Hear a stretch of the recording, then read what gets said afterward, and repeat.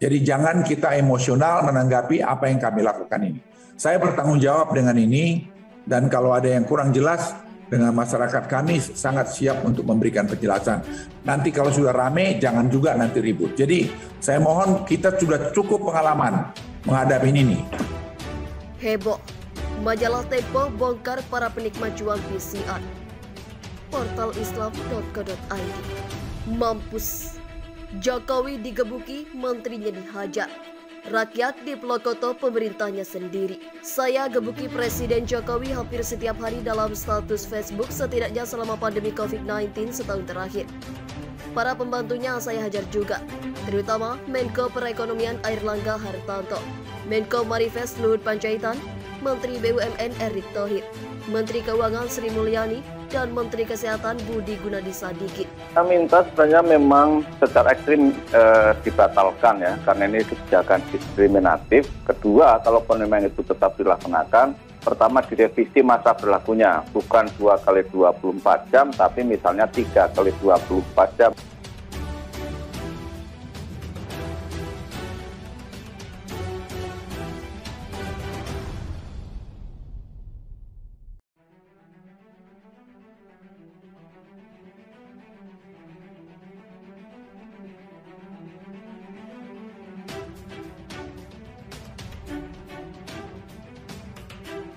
Sejumlah pihak itu menikmati excessive margin di balik mahalnya harga tes PCR. Itu yang jangan sampai terjadi. Di sini menurut saya memang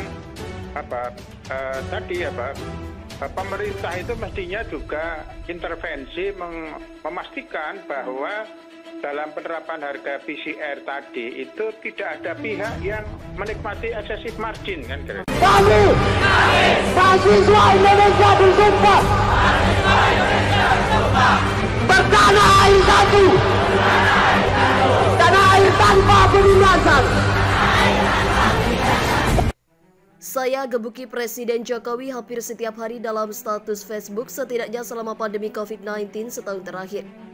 Para pembantunya saya hajar juga, terutama Menko Perekonomian Airlangga Hartarto, Menko Marifest Luhut Panjaitan, Menteri BUMN Erick Thohir, Menteri Keuangan Sri Mulyani, dan Menteri Kesehatan Budi Gunadi Sadikin. Itu semua bukan asal-asalan tanpa pertimbangan, bukan pula untuk menarik perhatian demi mendapat jabatan komisaris BUMN.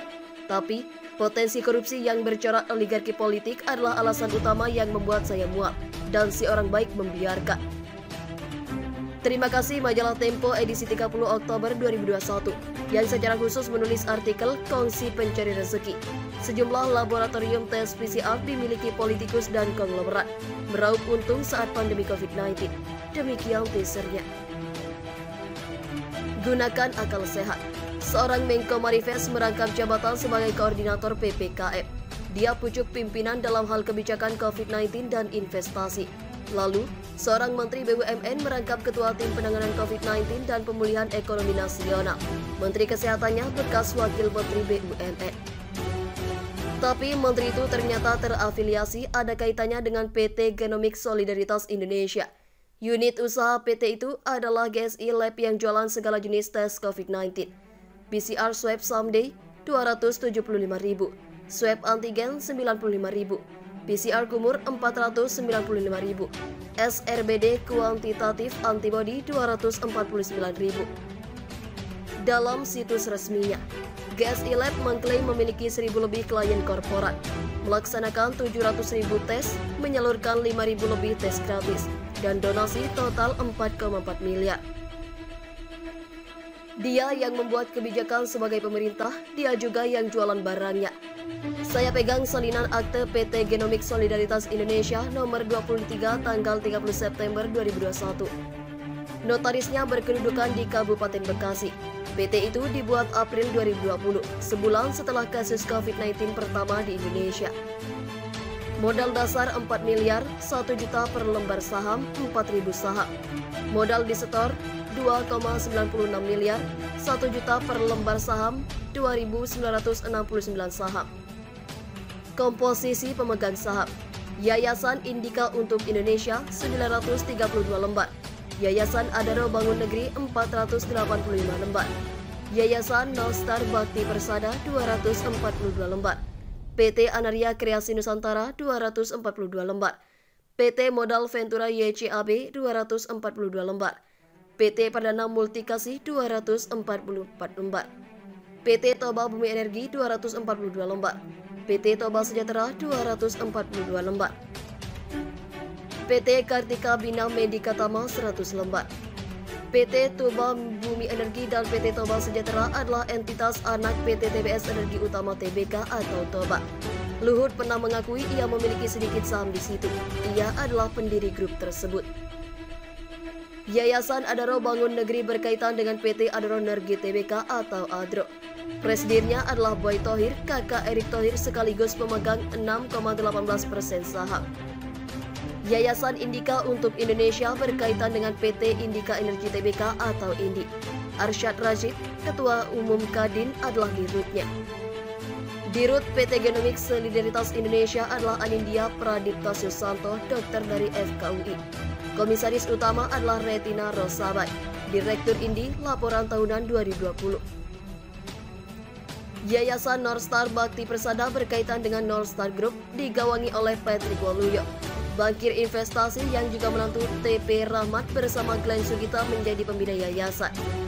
Ia juga menjadi pemegang saham Gojek, Tokopedia. Emiten yang dia genggam adalah lain PT Bluebird Tbk atau Bird, PT Bank Jago Tbk, PT Sumber Alvaria Trijaya Tbk, PT Centra Tama Telekomunikasi Indonesia Tbk, dan PT Trimega Sekuritas Indonesia Tbk. Itu semua jelas bisnis. Badan hukumnya saja PT, tujuan PT adalah laba. Ingat, bukan masalah orang dilarang berbisnis, tapi lihat dulu posisi siapa yang berbisnis. Sangat tidak bermoral menjadikan jabatan publik sebagai pintu masuk untuk berbisnis, memanfaatkan masa pandemi yang menyusahkan rakyat. Saya tidak peduli Indonesia menjadi pemimpin G20 atau prestasi apapun juga. Bisnis tes PCR ini adalah skandal yang bagi kotoran dilemparkan ke wajah pemerintahan Jokowi, bau dan memalukan. Jika dirunut ke belakang pun, berkaitan dengan pembentukan kebijakan mengenai penggunaan keuangan negara, ada semacam petunjuk bahwa regulasi tentang pandemi cenderung dibuat berdasarkan pertimbangan bisnis kelompok dan dikunci dengan aturan bukan merupakan kerugian negara. Dengan demikian, secara contrario, meskipun penggunaan biaya dari keuangan negara untuk kepentingan penanganan pandemi COVID-19 dilakukan tidak dengan itikat baik dan tidak sesuai dengan peraturan perundang-undangan, maka terhadap pelaku yang melakukan penyalahgunaan kewenangan dimaksud tidak dapat dilakukan tuntutan pidana, sebab telah terkunci dengan adanya frasa bukan merupakan kerugian negara sebagaimana termaktub dalam norma pasal 27 ayat 1 lampiran Undang-Undang Nomor 2 Tahun 2020. Demikian pertimbangan hukum MK dalam putusan uji material Perpu COVID-19 halaman 413. Untung saja MK melakukan putusan tepat dengan membatalkan pasal itu, sehingga siapa saja penyelenggara negara tidak lagi mendapatkan impunitas atau kekebalan berdalih masa pandemi ketika menggunakan keuangan negara. Secara praktis politik, DPR seharusnya bersuara dan menggunakan wewenang pengawasannya untuk mengadili Jokowi. Tapi apa mau, mengingat dominasi merah DKK di parlemen. Menyeretnya menjadi perkara hukum sepanjang presidennya masih Jokowi sangatlah sulit. Apalagi pasca revisi UU KPK yang menempatkan KPK sebagai rumpun kekuasaan eksekutif. KPK menjadi tumpul dan kegiatannya berubah menjadi sekadar klub sepeda di sela rapat di Hotel Bintang 5. Kita hela nafas sejenak, sabar dan tenang. Kita pikirkan sebagaimana caranya konsolidasi kekuatan moral masyarakat membendung kuasa-kuasa jahat yang bersembunyi di balik wajah-wajah baik itu. Kritikan keras soal PCR, diatur negara, dibayar rakyat, dinikmati swasta. Kebijakan tes PCR mengundang berbagai kritikan, salah satunya dari mantan Sekretaris Kementerian BUMN Muhammad Said Didu. Dia menilai PCR masuk dalam kategori kebutuhan publik karena berhubungan dengan penyebaran virus saat seseorang menggunakan fasilitas publik, contohnya pesawat terbang. Pemerintah seharusnya hadir dalam memenuhi kebutuhan PCR tersebut. PCR ini sebenarnya banyak sekali pelanggaran yang terjadi dalam kebijakan. Saya tidak bicara tentang harga. Pertama, bahwa menyerahkan kepentingan publik untuk dibayar rakyat lewat regulasi dan dinikmati oleh swasta. Ujarnya dalam webinar virtual bertajuk Bisnis di Balik Pandemi. dilansir detik.com, Sabtu 30 Oktober 2021. Jika kondisi ini dibiarkan, maka menimbulkan permainan bisnis yang memanfaatkan kebijakan negara terhadap rakyatnya. Kalau ini kita biarkan, saya takutnya ada muncul bisnis lain di kemudian hari. Maksudnya kepentingan publik dibisniskan padahal itu tugas negara. Apalagi saat ini masih pandemi yang pemerintah masih bebas menggunakan apapun karena masih darurat, sambungnya. Oleh sebab itu, menurut Said Didu, tes PCR sebagai kepentingan publik harus dikembalikan kepada negara. Tidak boleh ada kepentingan publik yang diserahkan pembiayaannya ke rakyat, sebab rakyat sudah membayar pajak. Di sisi lain, kata Said Didu, jika APBN tidak dapat menutup biaya PCR tersebut, minimal uang yang dikeluarkan rakyat masuk dalam pendapatan negara bukan swasta. Kenapa rakyat yang membayar kepentingan publik? Kalau tidak ada APBN untuk biaya itu, minimal rakyat membayar dan masuk ke negara, jangan masuk ke swasta. Kalau ada untungnya ya tidak apa-apa, itu harus menjadi pendapatan negara bukan swasta, pungkasnya. Terima kasih telah mengunjungi channel ini. Kami hanya sebatas menginformasikan, Andalah yang memutuskan. Kami, mahasiswa Indonesia bersumpah. Bertanah air satu.